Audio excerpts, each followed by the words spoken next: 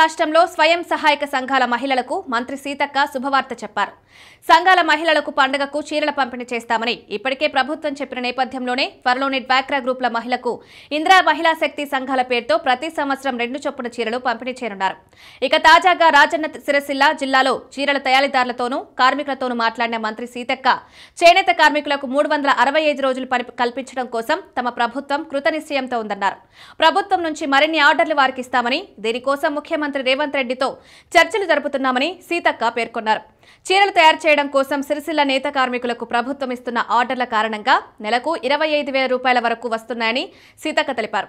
స్వయం సహాయక సంఘాల సభ్యులకు నవంబర్ 19వ తేదీన చీరలను పంపిణీ చేస్తామని శుభవార్త చెప్పారు. ఇందిరాగాంధీ జయంతి ఉండడంతో నవంబర్ 19వ తేదీన స్వయం సహాయక సంఘాల మహిళలకు చీరలు అందిస్తామన్నారు.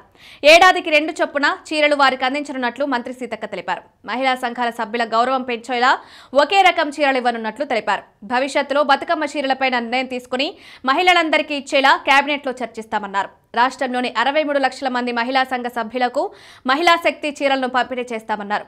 ఇందిరమ్మ చీరల 2వ ఆర్డర్ను కూడా త్వరలో ఇచ్చేలాగా సీఎం దృష్టికి తీసుకువెళ్తామన్నారు. సామాజిక న్యాయం కాంగ్రెస్ పార్టీతోనే సాధ్యమవుతుందని, బీసీలకు రిజర్వేషన్ అమలు చేయడానికి కాంగ్రెస్ పార్టీ చిత్తశుద్ధితో వ్యవహరిస్తోందని మంత్రి సీతక్క తెలిపారు.